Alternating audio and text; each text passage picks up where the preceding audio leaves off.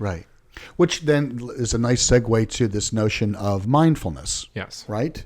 And traditionally, as we have defined on the show for a long time, and it's appropriate to briefly revisit it, mindfulness is operationally defined as paying attention in the moment, on purpose, without judgment. Right? Yeah. But as we've continued to evolve and we've become more laser focused, and we really, through our own research for MIT, encapsulated a clearer vision, a stronger mission and philosophy of who we are. Right. We're now starting to present ourselves in what we affectionately refer to as Mindfulness 2.0. Yep. What's that? Mindfulness 2.0 is not just looking at in the moment, paying attention On purpose. right? Non-judgmentally. I think all of that range true, right? We're still pulling from the foundation, right? We like to say we stand on the shoulders of giants, I believe. That might have been Edison, that might have been Franklin.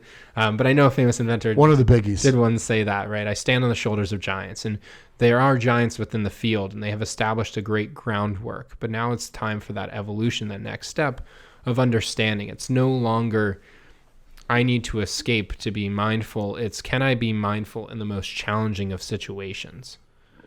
Can I challenge myself to be mindful when I'm not supposed to be, right? When I am overwhelmed. And Mindfulness 2.0 is giving you the tools, understanding it through visualization, through data, to understand yourself a little bit more innately, right? Intimately, right? Looking kind of behind the curtain, right? There's a lot of things that we can see from a subjective perspective, but through data, you can kind of see it a little bit more objectively. Right. I see Mindfulness 2.0 as we're talking as really a reframing of the mindful moment. And what I mean by that is to pay attention on purpose, without judgment, in the moment. All of those things that are driving us to what's happening now. What's happening now? What's happening now? Forget about the past. Don't concern yourself with the future. What's happening right now? This is a moment, which is very, very true. But I think Mindfulness 2.0 is really about, what are you nodding your head on? I think What are you thinking? Just my mind, I think, is very similar in terms of this thinking, but I want you to finish before I jump into it. Go right ahead. Jump. I think you're talking about like not just mindfulness being in the moment, but mindfulness being everywhere. Yes. Right? All time. It is all time, right? Right. And it's not about looking at the past as something to ignore or the future to be afraid of. It's to recognize that mindfulness is what you're learning from the past, right? Not being afraid of it.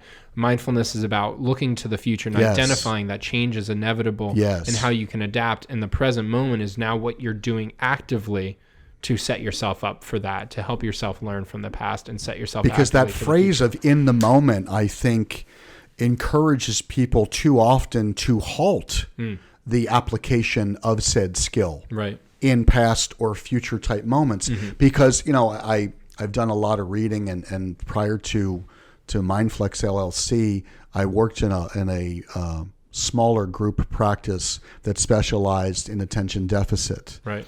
And we would recommend readings. And there was always a phrase that I remember was in the literature that we would try to educate parents regarding their children who had some type of attention deficit disorder. And it was, the mind is built, it's wired to wander. The mind is built, wired to wander. It's very accurate. Right. Because that can't be denied. And truth be told, I think that's the big knock on mindfulness of people who don't either get it, haven't really educated themselves about it, or they're quick to be like, because they label mindfulness into meditation. Right. Yes, there are mindful meditation practices. It's not the same as being mindful, just for the record. There is a difference. But they quickly discard the notion. and they remove themselves from it. Kind of like what we've talked about in past episodes of that specialized athlete that's just so damn good that that's just what they have. I can't possibly relate to that. So we put them in that specialized category. I think mindfulness in a large part has become part of that narrative. Yeah, that's for people that can meditate. Those are for the yoga-driven people. It's not for me. I can't do that. I can't do that. Right. And that's what it's in the moment, I think, so often is incredibly threatening. I hate that word can't, by the way. Why do you hate the whole can't? It's just such a an out, right? It's just a cop out of just saying I can't do that.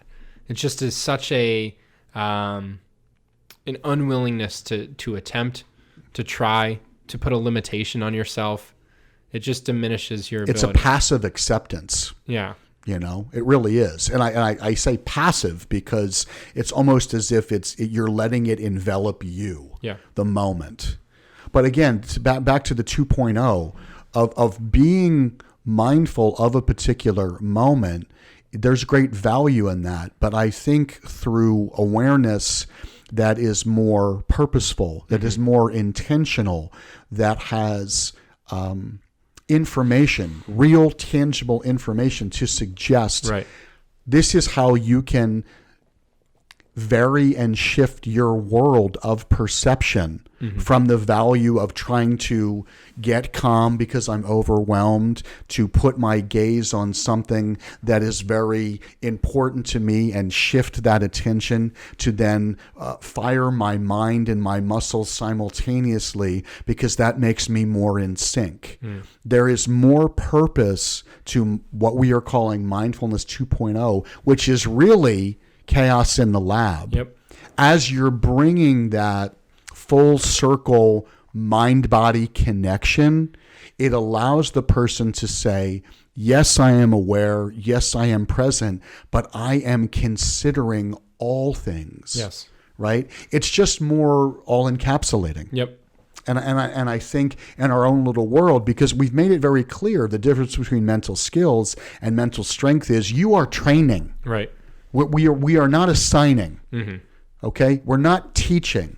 That's more traditional mental skills. Mental strength training is training. It's just that. It's you're coming to work out your mind. You're going to work up a mental sweat. Right? Physical, and the physical sweat too. I've had multiple clients say, "Wow, I actually started to sweat when I was doing that." I was like, "Yes, that's exactly it. You burn calories while your brain is an energy source. It's using power if you think about it. So it's utilizing calories. And I'm not going to say you're going to lose a ton of weight doing it, but you will gain a physical. You are straining yourself, right, to the point of challenge, to the point of I'm getting a workout, a mental workout, right, which builds the cognitive endurance, which builds the mental strength. You have to think about it as you're going to the gym.